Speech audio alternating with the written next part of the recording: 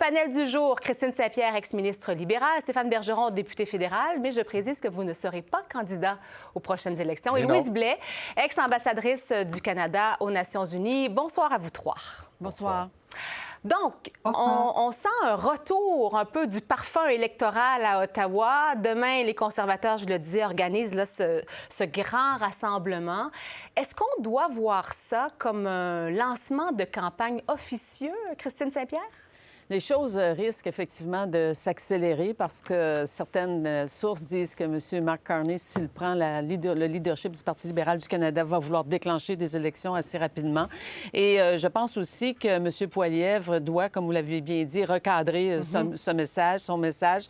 Il n'a pas la visibilité qu'il a lorsqu'il est en Chambre, lorsque la Chambre siège. Donc, il faut qu'il y ait une plus grande visibilité. Il faut également qu'il convainque les Canadiens qu'il est le mieux placé pour défendre les intérêts du Canada. Alors, il va évidemment continuer à faire pression sur l'héritage des libéraux, c'est-à-dire dénoncer l'héritage des libéraux, mais en même temps, il faut qu'il arrive avec des idées. Il faut qu'il mette sur la table qu'est-ce qu'il entend faire pour faire en sorte que le Canada puisse croître sous un régime Poilievre et aussi sensibiliser les Canadiens au fait qu'il serait, selon lui, le meilleur pour défendre les intérêts du Canada. Mais là où il a peut-être un petit problème, c'est certaines personnes ont vu dans le passé des gens porter la casquette Trump, là, MAGA. Et la casquette MAGA, et certains, évidemment, détracteurs le comparent à Donald Trump. Donc, il doit briser cette image-là. Il doit aussi, à mon avis, commencer à faire en sorte qu'on connaisse un peu plus les gens qui vont l'entourer.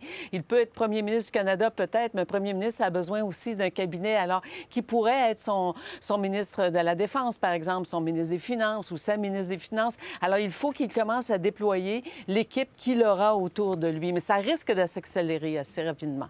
Stéphane Bergeron?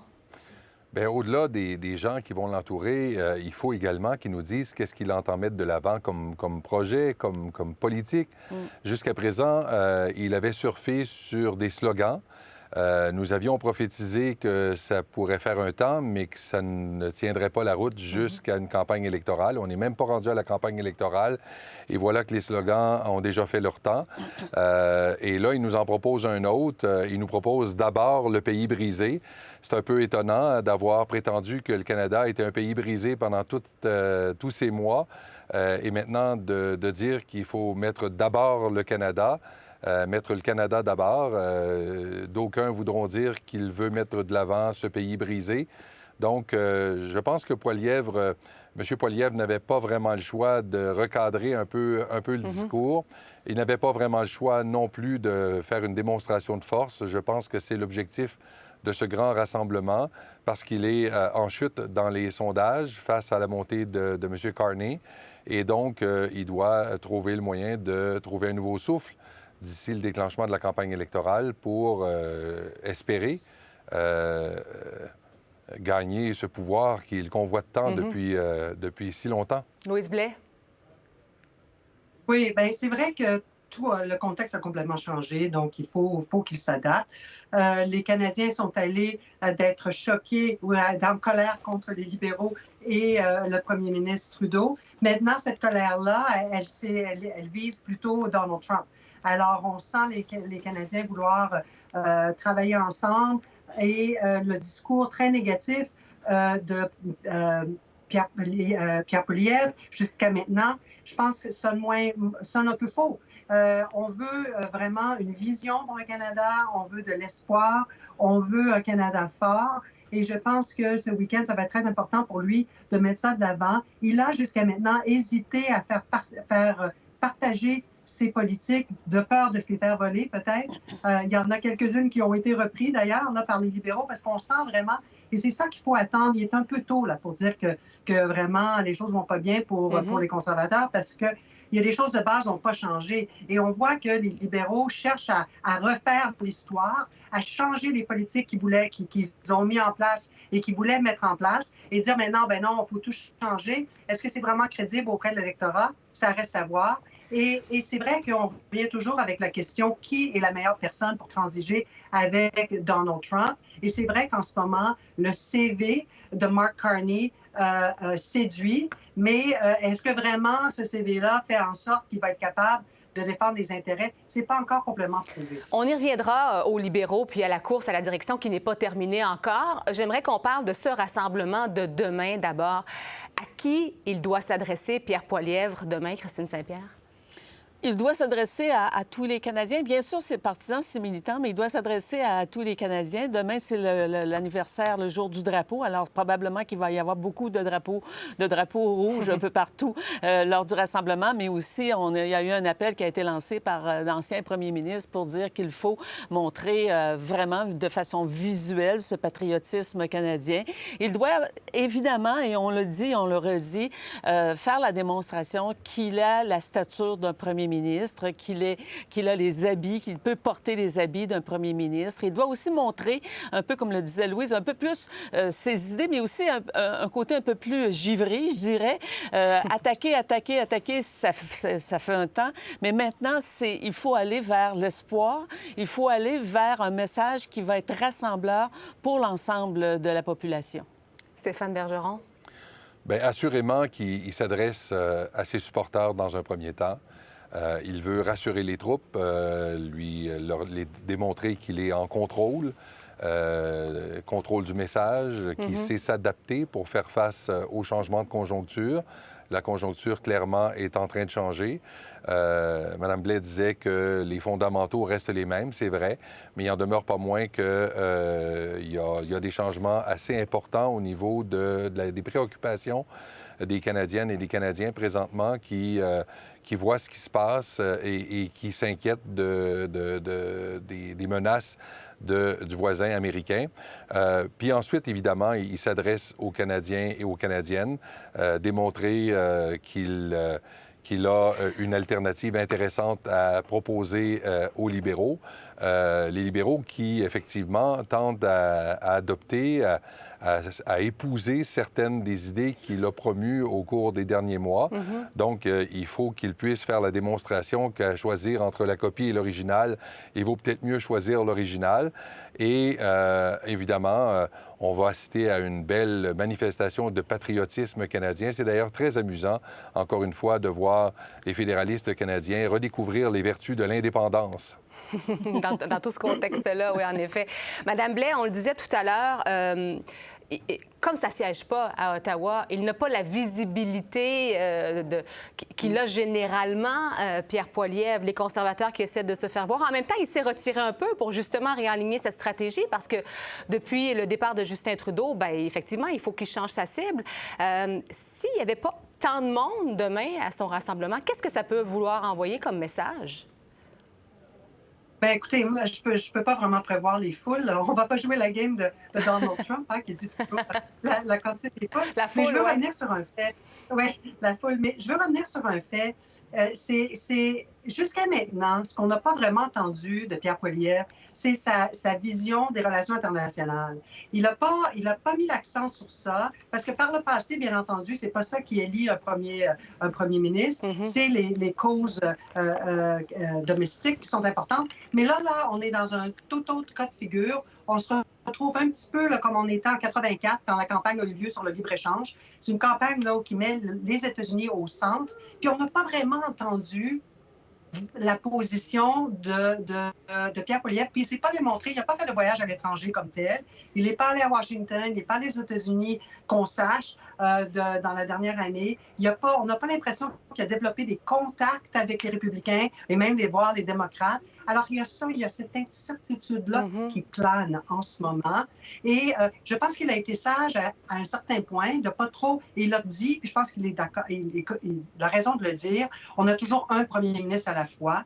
Il a fait attention de ne pas brouiller les cartes, mais là, je pense que ce qui se produit, c'est qu'on ne sait pas du tout s'il y a vraiment la capacité diplomatique, la capacité, la vision de relations internationales pour bien positionner le Canada. C'est ça, je pense que, j'espère que demain, il va parler de ça, un peu du Canada sur la scène internationale, parce que je pense que les Canadiens veulent savoir quelle est sa vision. Stéphane? Si je puis me permettre d'intervenir ici, je pense qu'il n'a pas eu, contrairement à ce que Mme Blais suggérait, il n'a pas eu cette délicatesse dans les premiers moments où le premier ministre cherchait à créer une certaine unité pour faire face à Donald Trump. Il n'a pas hésité à cracher dans la soupe à quelques reprises. Probablement que ça l'a desservi et c'est la raison pour laquelle, avec un petit peu de sagesse, il a décidé de prendre un pas de recul. Mais je suis d'accord avec elle pour dire cependant qu'il n'a jamais manifesté beaucoup d'intérêt pour les affaires étrangères. En fait, je pense qu'il n'est pas du tout intéressé par les affaires étrangères. Non seulement n'est-il pas allé à l'étranger, mais il empêchait littéralement ses collègues députés d'aller à l'étranger. Et donc, je pense que il y a de quoi s'inquiéter parce qu'on le voit, le monde devient de plus en plus instable, de plus en plus dangereux, et donc il faut pouvoir être en mesure de naviguer dans ce monde toujours plus instable et dangereux. Et jusqu'à présent, il n'a pas fait la démonstration qu'il avait quelque aptitude de ce côté-là et même quelque intérêt de ce côté-là. Et ça, c'est quand même assez inquiétant parce que il faut démontrer une certaine stature de chef d'État et ça se voit très souvent au contact des collègues à l'étranger. Et jusqu'à présent, il a fait preuve de bien peu de visibilité de ce côté-là et d'intérêt de ce côté-là. Bon, on disait tout à l'heure qu'on allait reparler des libéraux parce qu'on parle beaucoup de Mark Carney. D'ailleurs, quand on écoute les conservateurs, la cible, c'est vraiment maintenant Mark Carney. Pourtant, il y a encore une course à la direction des libéraux fédéraux. Est-ce qu'elle est encore une véritable course, d'après vous, Christine, ou si déjà on s'en va vers un couronnement? On s'en va, à mon avis, vers un couronnement parce que Mark Carney représente ce que le Parti libéral du Canada veut, c'est-à-dire quelqu'un qui connaît bien le milieu des affaires, le milieu économique. Il a une feuille de route, évidemment, exceptionnelle de ce côté-là. Pour ce qui est de la compétence dans les matières économiques, je pense que là, il se démarque manifestement de Mme Freeland. Et en plus, il peut lui dire, bien, j'étais pas là lorsque telle ou telle décision a été prise, alors il peut se laver les mains de toutes les décisions qui ont été prises. Cependant, il va falloir aussi qu'il dise qu'est-ce qu'il entend faire, parce que cette semaine, il a dit dans une entrevue qu'il voulait équilibrer les finances publiques en l'espace de 3 ans, je pense. Alors là, il va falloir qu'il réponde à certaines questions et il va falloir qu'il nous dise à quel endroit il va vouloir couper. Il a du travail à faire, une campagne électorale. C'est difficile, c'est dur, c'est cruel. Et M. Poilievre a été expérimenté, lui, de ce côté-là, comme politicien. Il est capable de très bien définir son adversaire et de frapper là où ça fait mal. Alors, on va, pour revenir à la question de départ, oui, moi, je pense que la course est jouée et que Mark Carney va remporter cette course-là. Il va aller rapidement en élection. Et là, bien sûr, il va fort probablement sauver les meubles. Ce qui va prendre le pouvoir, moi, je pense qu'on est loin de cela, mais il va fort probablement sauver les meubles et peut-être empêcher que le Bloc québécois devienne l'opposition officielle. Parce que c'est vrai qu'on n'entend pas beaucoup parler de Chrystia Freeland, Mme Blais. Non, c'est vrai que sa campagne n'a pas levé, en fait, dès le départ. Le lancement a été un peu en queue de poisson. Et depuis, ce qu'on voit, c'est une présence sur les réseaux sociaux, quelques supporters qui viennent un peu à sa rescousse, mais on a vraiment l'impression, on la voit pas vraiment en campagne. Je ne sais pas si les médias qui la couvrent pas, mais on voit Mark Carney un peu partout au Carnaval de Québec et autres. Alors, on voit pas cette même présence-là. Et les sorties sont un peu maladroites, à mon avis. Certaines choses, c'est difficile pour elle aussi, comme Christine le disait, de se démarquer, d'arriver avec de nouvelles idées. Elle faisait partie du gouvernement. Donc, alors, ça sonne un peu faux. Et je pense qu'elle pensait qu'elle aussi, elle a quitté le gouvernement un peu en fracas, en objection à Justin Trudeau. Elle a pensé que ce serait un vent suffisant pour elle. Mais je ne suis pas sûre qu'elle avait vraiment... Le soutien était vraiment là pour elle au sein du caucus, au sein du parti. C'est là que ça se joue en ce moment. C'est une campagne au sein du Parti libéral. Et je ne pense pas qu'elle avait vraiment les soutiens. Elle avait un certain respect, mais soutien loyal politique, je ne pense pas que c'était vraiment là. Et là, on a Mark Carney qui est vraiment en momentum. Je suis tout à fait d'accord avec Christine. Je pense que la joute est jouée. Stéphane?